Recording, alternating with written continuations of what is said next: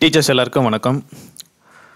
நம்ம டிஆர்பியில் நடத்துகிற எல்லா எக்ஸாமுக்குமே பார்த்தோன்னா தமிழ் எலிஜிபிலிட்டி டெஸ்ட் இது இப்போ கம்பல்சரி ஆக்கியிருக்காங்க. ஸோ நீங்கள் இப்போ பிஜிடிஆர்பி எக்ஸாம் எழுதும்போது ஃபஸ்ட்டு 30 கொஷின் 30 கொஷின் பார்த்தோன்னா உங்களுக்கு தமிழ் எலிஜிபிலிட்டியிலேருந்து தான் இருக்கும் கொஷின்ஸ். ஸோ இது கம்பல்சரி எல்லா நீங்கள் எந்த டிபார்ட்மெண்ட்டாக இருந்தாலுமே இது கம்பல்சரி ஆக்கியிருக்காங்க. இதில் நீங்கள் பார்த்தோன்னா ஒரு 20 மார்க்ஸ் கம்பல்சரி நீங்கள் ஸ்கோர் பண்ணணும். ஸோ அந்த 20 மார்க்ஸ் ஸ்கோர் பண்ணுறதுக்கு என்னென்ன டாபிக்ஸை கவர் பண்ணால் நாம் இந்த 20 மார்க்ஸை ஈஸியாக எடுத்துடலாம் அப்படின்றதுக்கான ஒரு சில ஐடியாஸ் நான் சொல்கிறேன். ஸோ ஃபர்ஸ்ட் விஷயம், பேசிக்காக நீங்கள் தெரிஞ்சுக்க வேண்டிய ஃபஸ்ட் விஷயம் என்னது அப்படின்னா, அந்த 30 கொஷினில் ஃபஸ்ட்டு 20 கொஷின் ரொம்ப கான்ஷியஸாக இருக்கணும். ஏன் ஃபஸ்ட்டு 20 கொஷின்ஸ் மட்டும் நம்ம ரொம்ப கான்ஷியஸாக இருக்கணும், ரிமைனிங் இருக்கிற 10 கொஷின்ஸில் ஏன் நம்ம கேர்லெஸ்ஸாக கூட இருக்கலாமோ அப்படின்ற மாதிரிலாம் கிடையாது. ஏன்னா ஃபஸ்ட்டு இருக்கிற 20 கொஷின் தான் உங்களுக்கு 2 மார்க் கொஷின்.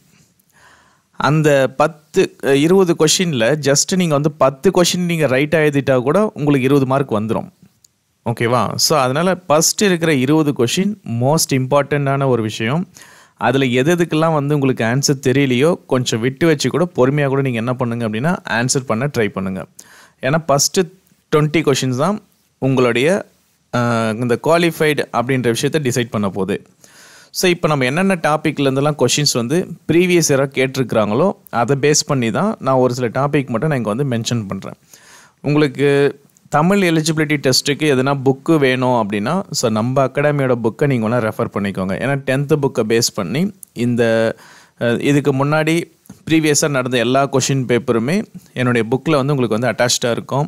ஸோ வேணும் அப்படின்னா என்னை காண்டாக்ட் பண்ணுங்கள். இங்கே என்னுடைய நம்பர் இருக்குது. ஸோ இந்த நம்பருக்கு என்னை காண்டாக்ட் பண்ணி புக்கு வேணும்னா நீங்கள் வாங்கிக்கோங்க.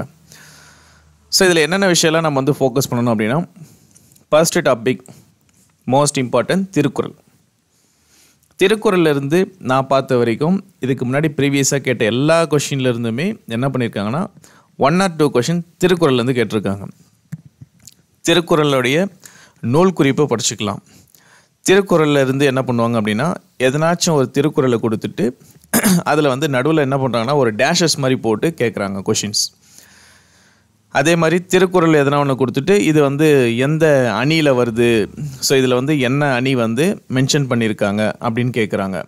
ஸோ இது மாதிரியான ஒரு சில கொஷின்ஸ் பார்த்தீங்கன்னா திருக்குறள் கம்பல்சரி ஒரு கொஷின் இருக்குது.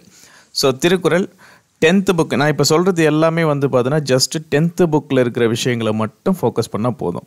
நீங்கள் 6வதுலேருந்து 10வது வரைக்குமோ இல்லை 6வதுலேருந்து 12வது வரைக்குமோ நீங்கள் திருக்குறளை படிக்க வேண்டாம். 10வதுல இருக்கிற புக்கில் இருக்கிற திருக்குறளை மட்டும் படிச்சுக்கோங்க. அதுக்கு அடுத்தது 8 தொகை 10 பாட்டு.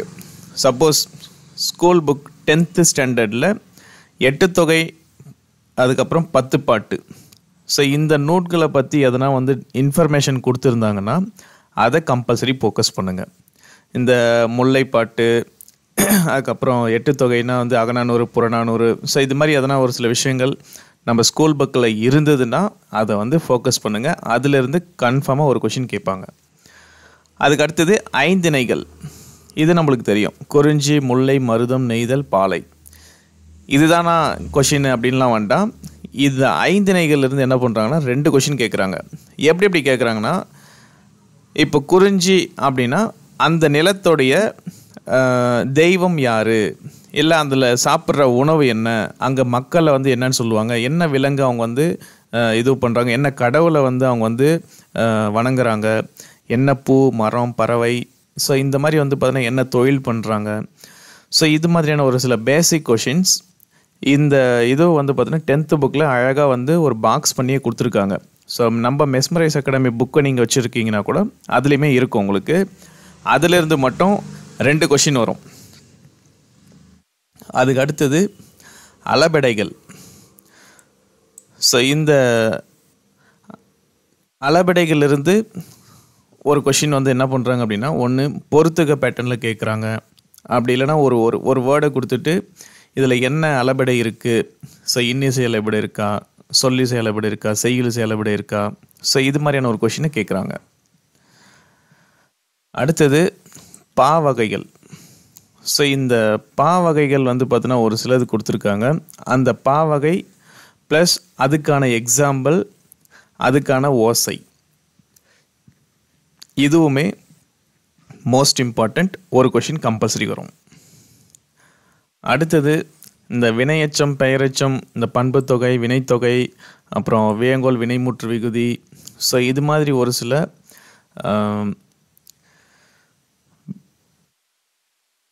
இது மாதிரி வந்து ஒரு சில கான்செப்ட் என்ன பண்ணுறாங்க அப்படின்னா நம்ம ஸ்கூல் புக்கில் இருக்கும். ஸோ இது வந்து இலக்கண குறிப்பு அப்படின்னு சொல்லுவாங்க. ஸோ இது வந்து நம்ம ஒவ்வொரு செய்யுள் பின்னாடியும் வந்து பார்த்தோன்னா ஒரு சில வேர்ட்ஸை கொடுத்துட்டு இது வந்து என்ன இலக்கண குறிப்பில் இருக்குது. ஸோ இது மாதிரியான ஒரு சில கொஷின்ஸ் கேட்குறாங்க. கண்டிப்பாக இது வந்து ஒரு 2 கொஷினாச்சும் வந்துடுது. இன்னொன்று அகர வரிசைப்படி சொற்களை ஒழுங்குபடுத்துதல். இது கேட்டாங்க அப்படின்னா ஒரு கொஷின் ஈஸியாக பண்ணிடலாம். ஆனால் ப்ரீவியஸாக கேட்டிருக்கிற கொஷின் பேப்பரை ஒரு வாட்டி ரெஃபர் பண்ணுங்க. ரீசன், அதில் வந்து டைரெக்டாக கேட்காம ஒரு சிலது வந்து காம்ப்ளிகேட்டடாகவும் கேட்டிருக்காங்க. ஸோ அதனால் நம்ம வந்து ப்ரீவியஸ் கொஷின் பேப்பரை ஒரு வாட்டி அகர வரிசைப்படி அடுக்குதல் எப்படி வந்து கொடுத்துருக்காங்கன்னு பார்த்துருங்க.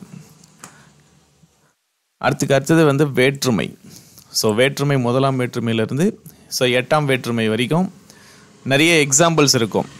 ஸோ என்ன பண்ணுவாங்கன்னா கொஷினில் எதனா ஒரு எக்ஸாம்பிளை கொடுத்துட்டு இது எந்த வேற்றுமையில் வருது அப்படின்னு கேட்பாங்க. அடுத்தது மோஸ்ட் இம்பார்ட்டன்ட் திங்ஸ், வினா எத்தனை வகைப்படும். ஸோ வினா வந்து பார்த்தோன்னா 6 வகைப்படும் அப்படின்றது நம்மளுக்கு தெரியும். பட் கொஷின்ஸ் வந்து பார்த்தோன்னா எதனா ஒரு எக்ஸாம்பிளை கொடுத்துட்டு இதில் வந்து எந்த எக்ஸாம்பிள் வருது, அறிவினாவா, அறியா வினாவா, அயவினாவா. ஸோ இது மாதிரியெல்லாம் ஒரு சில கொஷின்ஸ் கேட்குறாங்க. வினா அண்டு விடை. ஸோ இதிலிருந்து கொஷின்ஸ் இல்லாத ஒரு இதுவே கிடையாது. ஸோ இந்த தமிழ் எலிஜிபிலிட்டி டெஸ்ட்டை பொறுத்த வரைக்கும் ஸோ வினாவிலேருந்து ஒன்றும் விடையிலேருந்து ஒரு கொஷினும் கம்பல்சரி கேட்பாங்க. டைரெக்டாக கூட கேட்கலாம், வினா எத்தனை வகைப்படும், இல்லை விடை எத்தனை வகைப்படும், இல்லைனா எதனா ஒரு எக்ஸாம்பிள் கொடுத்துட்டு. ஸோ இதில் வந்து இப்போ சுட்டு வினா அப்படின்னா ஒரு எக்ஸாம்பிள் கொடுப்பாங்க, அது கொடுத்துட்டு இது எந்த விடையில் வருது.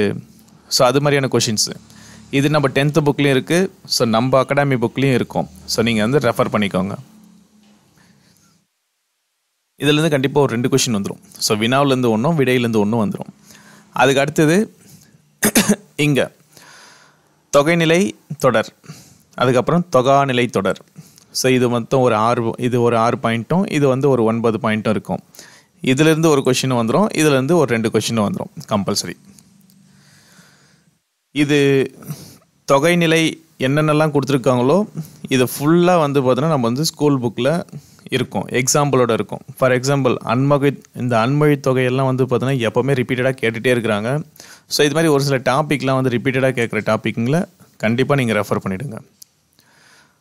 இது தொகைநிலை தொடரும் கொஞ்சம் ஈஸி தான். ஆசிரியர் குறிப்பு. ஸோ நீங்கள் வந்து 10th ஸ்டாண்டர்ட் புக்கு நீங்கள் எடுத்தீங்க அப்படின்னா அங்கங்கே வந்து ஆசிரியர் குறிப்பு இல்லைனா நூல் குறிப்புன்னு கொடுத்துருப்பாங்க. இது கண்டிப்பாக படிக்கணும். சொல்லும் பொருளும் படிங்க. ஏன்னா சொல்லும் பொருளும் இருந்து ஒரு கொஷினும் ஆசிரியர் குறிப்பிலேருந்து கண்டிப்பாக ஒரு 2 கொஷினும் வந்துடும் உங்களுக்கு. அதுக்கப்புறம் டூயிங் அ பாக்ஸ்.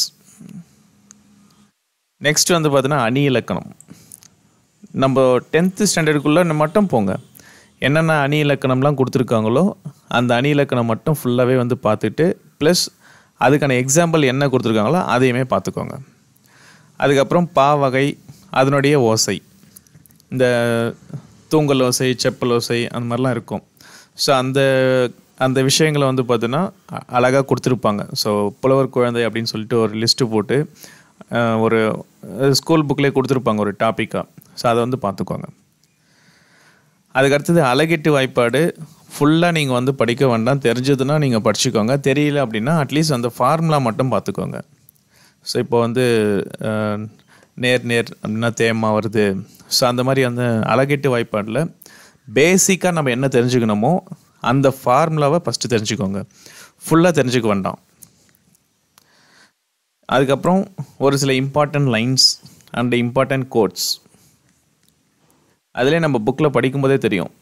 அங்கங்கே என்ன பண்ணியிருப்பாங்க அப்படின்னா ஒரு சில இம்பார்ட்டன்ட் கோட்ஸை போட்டு இதுக்கான ஆத்தர் வந்து கொடுத்துருப்பாங்க.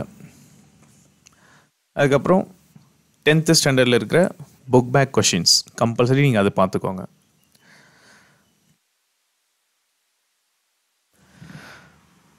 ஸோ நெக்ஸ்ட் டாபிக் வந்து என்ன இருக்கும் அப்படின்னா ஆங்கில சொற்களுக்கான இணையான தமிழ் சொற்கள். ஸோ இது வந்து கலை சொற்கள் அங்கங்கே கொடுத்துருப்பாங்க ஸ்கூல் புக்கில், அதை ரெஃபர் பண்ணிவிடுங்க. அடுத்தது இதுலேருந்து ஒரு கொஷின் வந்துடும். அதே மாதிரி சாகித்ய அகாடமி விருது பெற்ற நூல், அதெல்லாம் வந்து நம்மளுக்கு இந்த நூல்வெளி நம்ம படித்தோம் அப்படின்னா அங்கே எதனா ஒரு சில விஷயங்கள் மட்டும் இது மாதிரி கொடுத்துருப்பாங்க. சாகித்ய அகாடமி பெற்றிருக்கு, இல்லை பாரத ரத்னா விருது வந்து வாங்கியிருக்காரு. ஸோ இது மாதிரி எதனா வந்து கொடுத்துருப்பாங்க. ஸோ அதுக்கான நூலும் அதுக்கான ஆத்தர் எதனா சப்போஸ் இயர் கூட மென்ஷன் பண்ணியிருந்தாங்க அப்படின்னா அதையுமே பார்த்து வச்சுக்கோங்க. ஸோ இந்த சாகித்ய அகாடமி விருது பெற்ற நூல்லேருந்து ஒரு கொஷின் வரும். ஸோ நெக்ஸ்ட் வந்து இந்த 3 டாபிக், ஸோ வழு, வழாநிலை அண்டு வழு அமைதி, இதிலேருந்து ஒரு கொஷினும், பகுபதா உறுப்பிலக்கணம், அதுக்கப்புறம் குற்றியலிகரம், குற்றியலிகரம். நெக்ஸ்ட் வந்து இலக்கண குறிப்பு நான் காமனாக ஃபஸ்ட்டே சொல்லிட்டேன். அதோட லாஸ்ட் டாபிக் பொருள்கோள். இது மொத்தம் 8 வகையாக கொடுத்துருக்காங்க. ஸோ கொஷினில் இதுக்கு முன்னாடி என்ன பண்ணியிருக்காங்க அப்படின்னா பொருள்கோள் எத்தனை வகைப்படும் டைரெக்டாக ஒரு கொஷின் கேட்டிருக்காங்க. ஆனால் இப்போ வந்து ஸோ மேபி அப்படியும் கேட்கலாம், இல்லை இந்த பொருள்கோள் பற்றி வேறு எதனா எக்ஸாம்பிளை கொடுத்துட்டு வேறு மாதிரியும் கொஷின் கேட்கலாம். இது இல்லாமல் நீங்கள் என்ன பண்ணுங்க அப்படின்னா இப்போ நான் சொல்லியிருக்கிறது ஸோ ஜஸ்ட்டு நீங்கள் வந்து ஒரு 20 மார்க்ஸுக்கு எடுக்கிறதுக்கான ஒரு சிம்பிள் ஐடியாஸ். ஸோ என்னென்ன டாப்பிக்கை நம்ம வந்து கம்பல்சரி இந்த ஒரு அட்லீஸ்ட் இந்த 10 டேஸ்க்குள்ளே கவர் பண்ணணும் அப்படின்னு சொல்லிட்டு கொடுத்துருக்கேன். உங்களுக்கு ப்ரீவியஸ் இயர் கொஷின் பேப்பர் உங்கள் கையில் இருந்தது அப்படின்னா அதை ஒரே ஒரு வாட்டி ரெஃபர் பண்ணிவிடுங்க. 10th புக்கை ஃபுல்லாக வந்து ரெஃபர் பண்ணி பார்த்துருங்க. அப்படி இல்லைனா நம்ம மெஸ்மரைஸ் அகாடமி புக்கை ஒரு வாட்டி பார்த்தா கூட ஓகே தான். ஸோ ஏன்னா அது வந்து இம்பார்ட்டன்ஸ். ஸோ நம்ம இந்த தமிழ் எலிஜிபிலிட்டிக்கு என்னென்ன தேவையோ அதை பேஸ் பண்ணி போட்டிருக்க புக்கு, அது வேணுன்னா கூட நீங்கள் வாங்கி யூஸ் பண்ணிக்கோங்க. தேங்க்யூ.